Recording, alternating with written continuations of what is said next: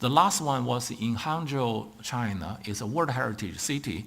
The purpose of UNESCO is to project the cultural values and the cultural diversity into the future development agenda of the world. That is the post-2015 agenda.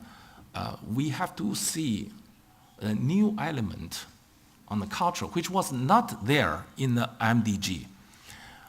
I myself, that when I was working in Jakarta with Alberto, that we have been working at different sites, and I find that, okay, the MDG is very important. The the Millennium Development Goals, but there was something missing there. What was missing to me was, first of all, the role of science and technology in managing, in achieving all these objectives. The role of science was not very clearly pronounced in MDG, because actually science itself, including social sciences, is really the agent of change. But this one, in the MDG, you see the maternity health, you see the education for all, and so on. You see the environment, but it didn't say how to make a change. Actually, science is the player, the agent, one. And second element, key element missing was cultural. Cultural was more or less denied as a significant component in the development goals. And this, I think, is a mistake. If I can say that there's another part which is less, but not on the same level, but on the sub level, is that there was a underestimation about the natural hazard, natural disasters in the development goals. So we always respond to the problems. When it happens, oh, okay, one catastrophe, then we work on it, then there's another one, but we don't have a clear, as a coherent concept, how we're going to deal with the natural hazard. This is partially related with ecosystem service that we don't understand, but it's also lack of recognition that of the occurrence of the natural hazard. For individual country, individual community is a long time, random thing. But if you look at the planet as a whole, look at the ecosystem as a whole, it's not random. They are coming. They're coming regularly. So that, I think, is something we will need to discuss. Now, finally, this one has been used by every speaker. Everybody is using that. And we see the relationship, the strong relationship, the quasi-strong relationship, a weak relationship between the ecosystem service and the so-called human well-being, human well-being, about the security, about the material need, about the health, about the freedom of choice, and so on. So this is a very good one. And I don't think so far, I'm sure in the research communities, many people have tried to go beyond this. But I must say, it's not that easy. So this is 2005, 2004, they already have that one. How to move forward is not easy. Anyway, the Millennium Assessment, ecosystem assessment, has produced a lot of data and a report about the world situation, cultivated land, the loss of biodiversity, deforestation, and so on. This reflected a series of very good report. Now, these are all there available that I think for scholars, and it's always interesting to read. Every time I read, I find it extremely exciting that for this report, because it's a collective, very condensed collective wisdom and analysis about what the problem we have. Now, there's only one thing. As the report has reported, and that over the last the decade, everything is accelerated. The loss of biodiversity, the loss of the functional ecosystems, the sustainability become a problem. But It's extremely interesting, but what I find is that the policy response, this is a special response, but what do we do about it? The policy response was very interesting, very nicely elaborated with the different scenarios. Different scenario to say if we do this and we will have that. The policy package, there are 4 major scenarios. I think this is very good, but these are not yet the solutions. This is not yet the solutions. I think by all means, the Millennium ecosystem assessment is to provide the overall framework of looking at the challenge we have, but it doesn't provide us with immediate handy tools to address the problem we actually have. Because our problems, like in the Basque State, like in Beijing, in my city, they are all different. We have all this, we all agreed. Yes, our air pollution is getting worse, our water become less, desertification continues, and we all agree. But that's a global issue. How a municipality on that? This is not yet provided. They only give us some good thinking, entry point for thinking. So what I would say that Millennium assessment has provided, there's a typo error, provided the comprehensive global analysis. The search for solutions continues. So what are the new initiatives now?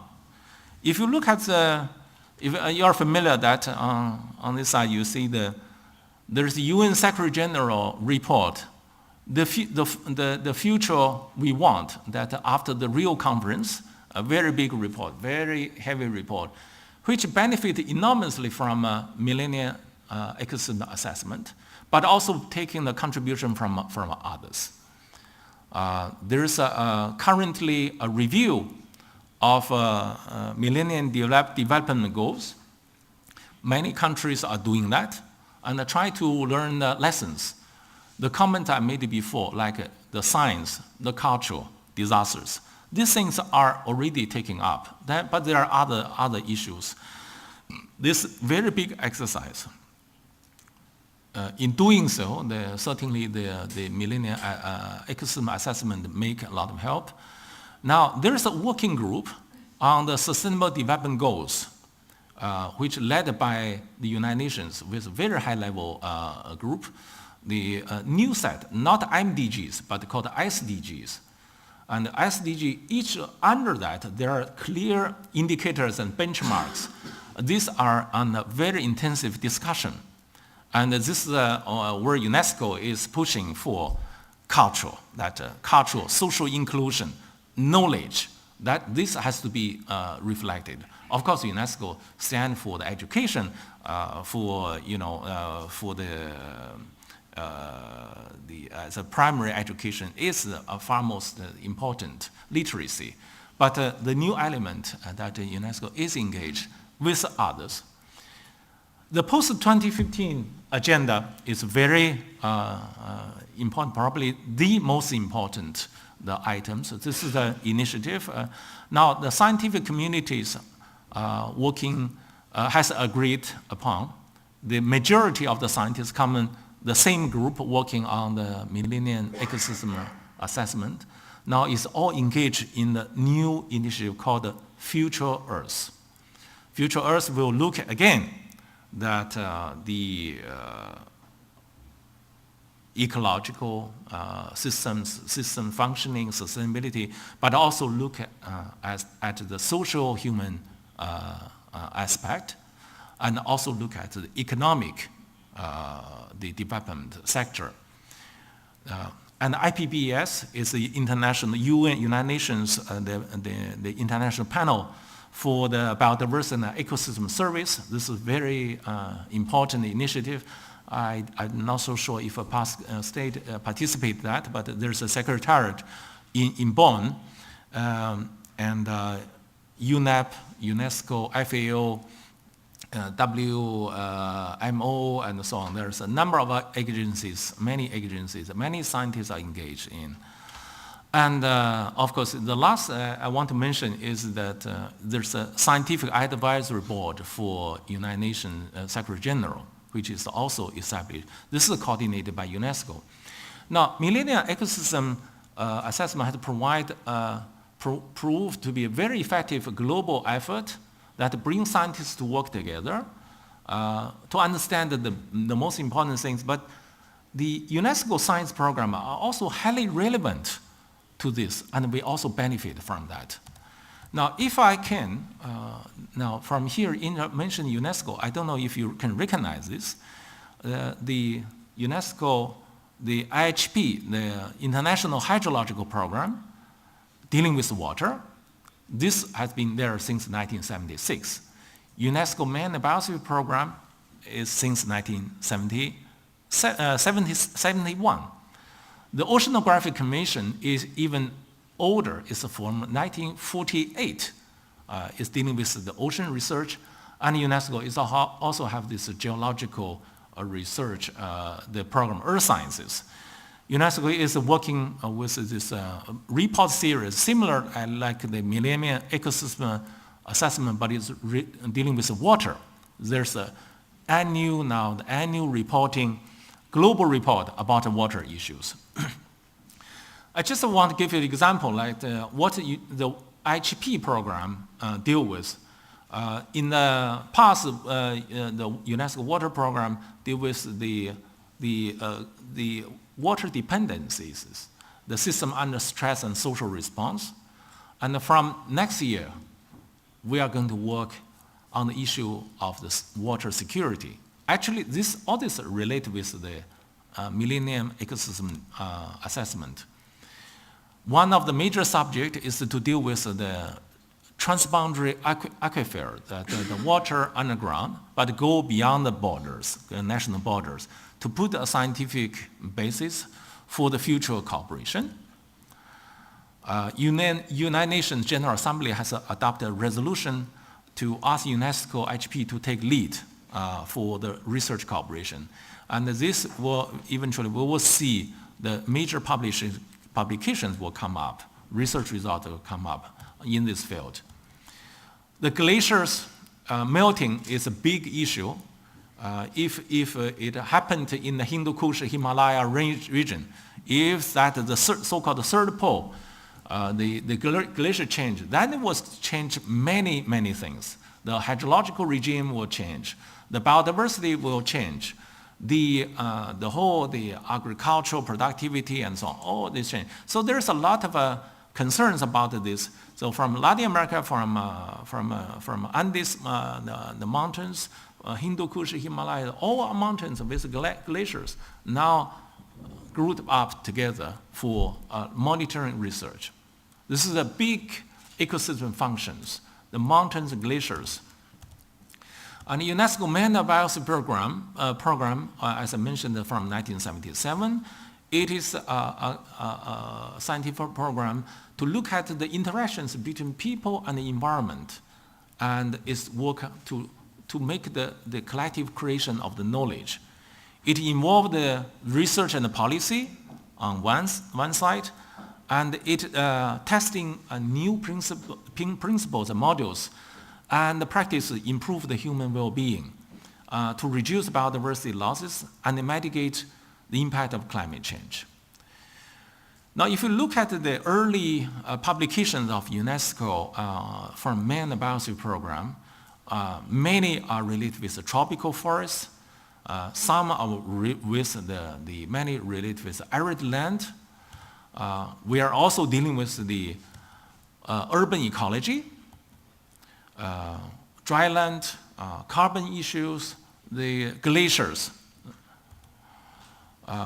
One of the policy briefing, which you can download it, is about the biodiversity and ecosystem service, which then UNESCO is also engaged in this exercise in order to, the community working for Man and Biosphere program can benefit from the big debate of the Millennium Ecosystem Assessment. Perhaps the most important achievement of the MaB program is to create a world network of biosphere reserves, start from 1976. The Udabai biosphere reserve is one of the early sites. I visited there about 12 years ago, I think. Very interesting site, very beautiful site. And Udabai, from very beginning, have a different mechanism.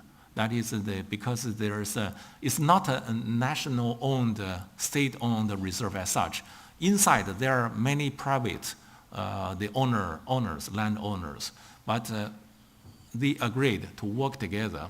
And so when I started my UNESCO work, Udabai was given to me as one case to say this is not owned by, managed only by government.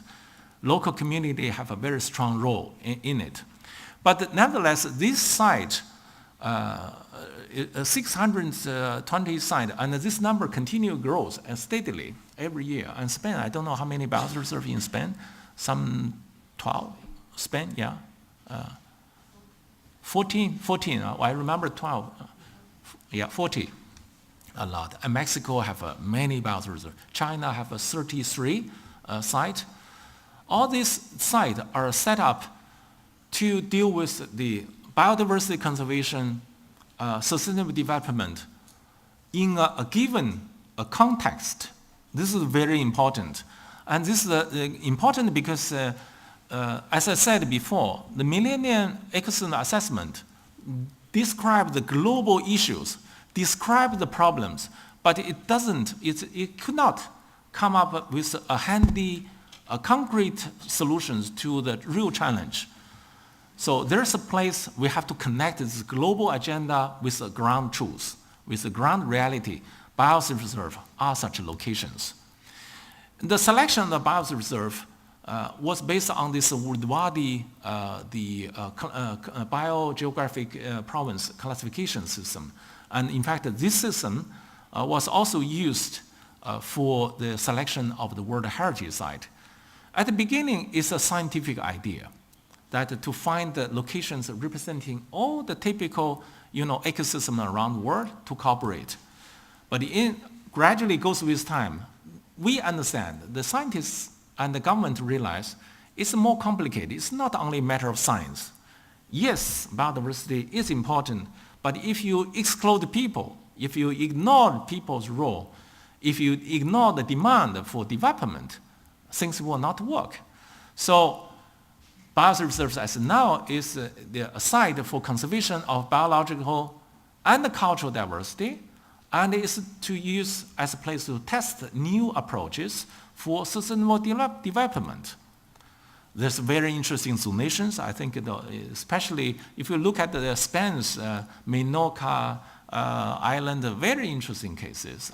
I'm sure the Udabai, the cases, is also interesting. There's a core zone, there's a buffer zone, and transition zone in order to bring together the organic connections of the conservation objective and the local development objective through science and through social network. And the mechanism is actually quite complicated. That is the way it is, and managing ecosystem is complicated. Now I wanted to mention an example of Vietnam. In the Millennium Ecosystem Assessment, this is a mangrove site outside Ho Chi Minh City in near Sequon. Very interesting site. It's a large mangrove. So they did the cost-benefit, the analysis of planning and protection, and work with the communities and build up their capacity for the management. Meanwhile, to give them the benefit for the economic income in terms of timber, wood, firewood collections, charcoal production, agriculture, and fisheries. We did one study in this area that tried to understand a mangrove in this area, how much it values for the local development. Then rough figure came out after 2 years study put together all the tourism, the air, water, and coastal zone protection and so on, it is about $200 million US in 1990. In 2003 year value. That based on the Costanza, Professor Costanza's module, then they tracked and applied over there. So this is an interesting case. But it's more interesting of this mangrove site is it is a site that was totally destroyed during the war. That during the Vietnam War, this is a dumping place for the weapons. Because there's a resistance in the jungle, so the army, they put the orange, chemical things to take out the plants entirely. So that was the situation in 1971. And but the Vietnamese people has worked all these years that to rehabilitate, planting, natural rehabilitation, and now it come back with a mangrove of 70,000 hectares, very good ecosystem. The species are less than before. I think about 10 species less than original mangrove in the area. But nevertheless, that for them, this is the green area for the mega city like Ho Chi Minh City. It's the weekend place, the weekend for recreation. The families going there enjoy. There's a very important the firewood production from mangrove, and also for the production of the aquacultural products. So it is very important. What they call is our land of the city. This function is very important. For UNESCO, it's a bioreserve is an interesting case because we never put a site that has been completely affected by negative human activity in a in a bioreserve list. But this one is the very special case. In fact, this gives us a signal. What shall we do for the future in terms of evaluating the ecosystems? We have many environment, forests, dryland, wetland, coastal zones, islands. Many are already affected. If we find a way to bring them back, and we shouldn't recognize, this is actually a one way going ahead to bring back our nature. So that's for the MaB program in the future, we have the internal discussion. We wanted to have an ecosystem rehabilitation, recovery, rebuild, rebalance, redesign as the key element for the future of a Millennium Biosphere program. Now in Mexico, this is a case from my friend, I think that was presented in the EuroMaB by Miriam from our colleagues. That is to see how the biodiversity function, climate change function, the hydrological services, and the social economic benefit come from the Mexico case. So there are, it's probably difficult to read, the reduce the number of cattle for the biodiversity things, for the field visit, regeneration of forests, the natural regeneration forests, and reduce the extent of the cattle grazing, etc., etc. So in another case in the Red Rio Delta that they also applied, and that's again in Vietnam. This is on the northern part of coastal zone. They also did carry out the assessment of using the Millennium assessment methodologies and to restore the mangrove ecosystem, improve the aquaculture, and then they set up the indicator for sustainability for that area, particularly applied to the Red River Delta. A few examples from EuroMaB. There's a publication that I don't know if Alberto brings some of the publication about Spanish, the cases, and there are the other cases like in Japan, the new bioreserve pay a lot of attention to the educational function of this ecosystem, and also to pay attention to the local productions, the products, handicraft, and textile products, the drinks, juice, liquors, and so on, produced from this area. There's to explore the economic aspect from this very interesting ecosystem. Organic agriculture is one of central issue. In fact, next 2015 in Milan, there will be a World Expo.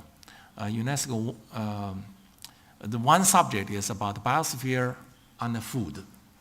And we would like to bring forward number of the, about 15 to 20 bioreserves to present their local products. The problem, this is related to the Millennium ecosystem assessment. The problem is that our current market does not appreciate well. There is no good system to appreciate the product from important ecosystems. There are certain branding of green products, bio products in Europe, but in many other places this is not yet. Even Europe is not there as a full scale. So if we wanted to have this green economy development, in order to really appreciate the ecosystem products, we have to have a different value system in it. And this is very complicated. Of course, this is dealing with the economy, and we have to see how we can work on that.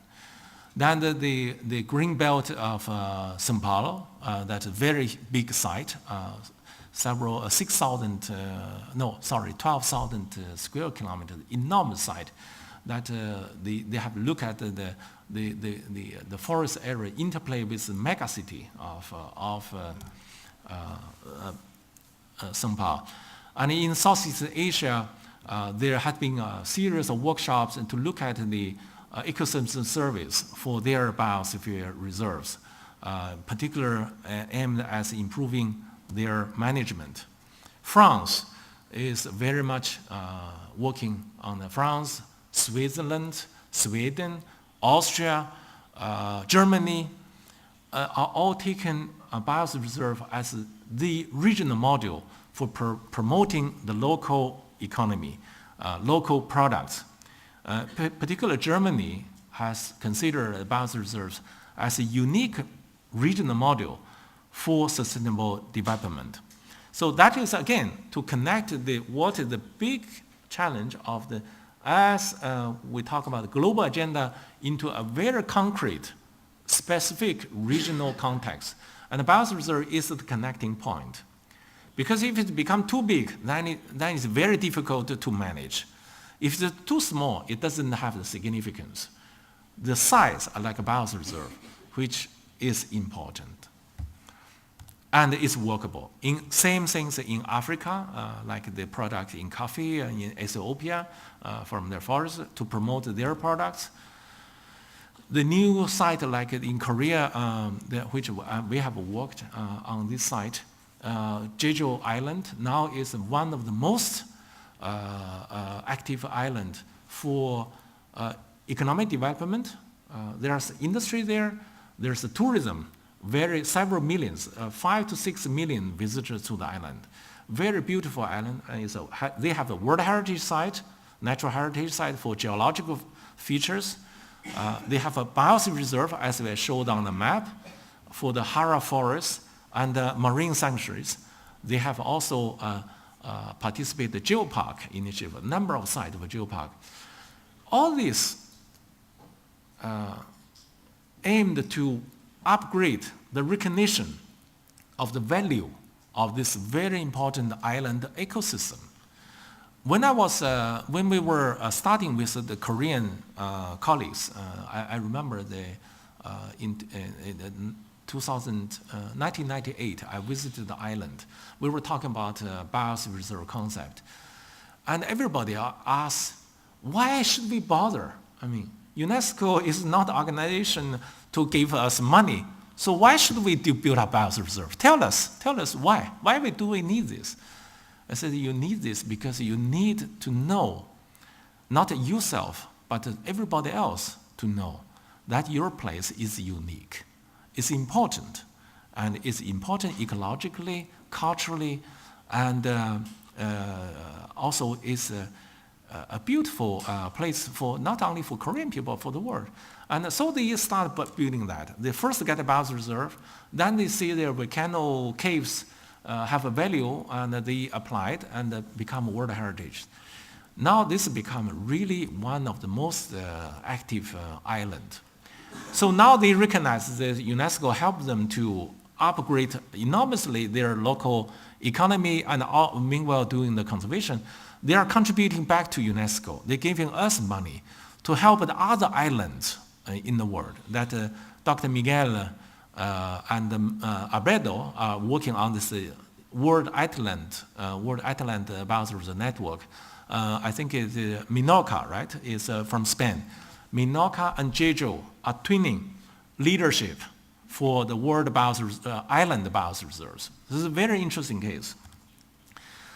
More interesting, more challenging case in all the Pacific island states, small island states. They are worried about climate change. They have a very small terrestrial part. So how they cannot separate cold zone, buffer zone as such. So all mixed together, But then they also find the bioreserves interesting in like in the Micronesia, the islands, Palau, Micronesia. There are several cases of bioreserves being developed. In the beautiful islands, very, very low island in Maldives, become the bioreserve. This is a huge marine sanctuary, some beautiful places where you see the shark whale, very beautiful animals and huge attraction. But what is interesting is the Maldives, now they would like the whole Maldives, the island, they want to declare it as a bioreserve as a whole. It's very interesting because we don't know if it will work, but the notion is taken is that they recognize this is the way how to connect the global climate change agenda into a very concrete modality of cooperation. The Trifinio Bioreserve in El Salvador, Honduras, and Guatemala. 3 countries agreed to work together to save this very important place, and also for economic cooperation. But you see the site are divided into 3 countries.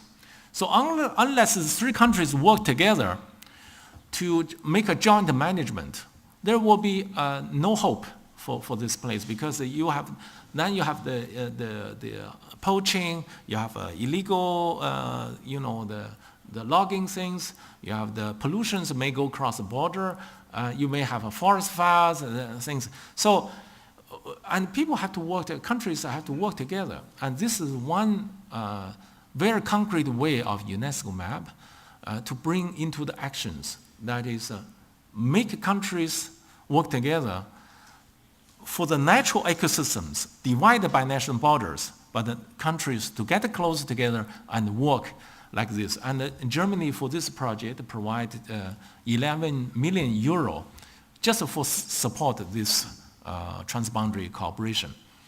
And then in Haiti, it's still in the recovery. It's a post-conflict country. It's hit by the very heavy earthquake. It's extremely poor, and in terms of economy, but they have the natural resources. They have the ecosystem. And Alberto, our colleague, has been working in Haiti before and has helped the government to build up this very important bioreserve. Director General of UNESCO paid a visit to the country. The government say, okay, Madam, this is a must. You have to go to see it. So why making this is that because the ecosystem value is the hope for Haiti's future. And it's an extensive site, a very large area of bioreserve, as you can see sketched on the map.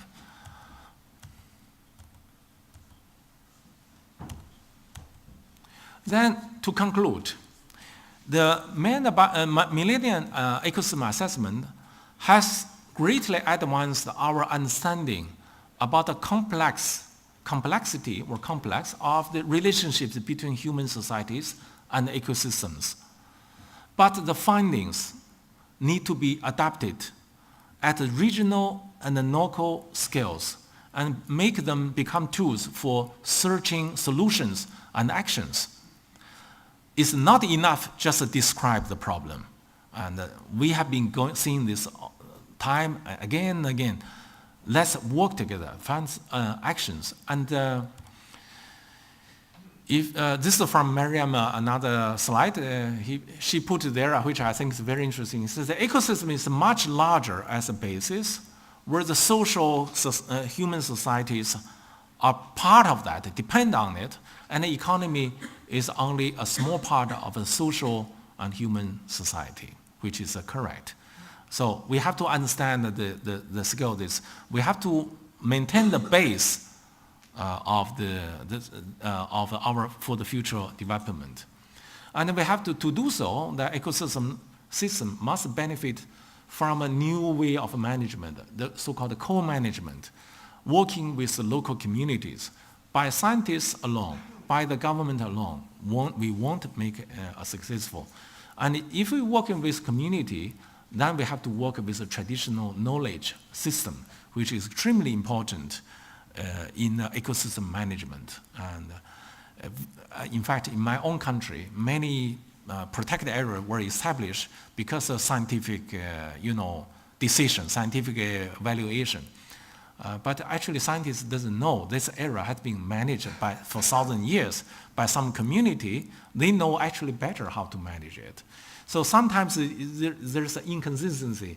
There's also an attitude problem sometimes from the government, sometimes from the scientific community.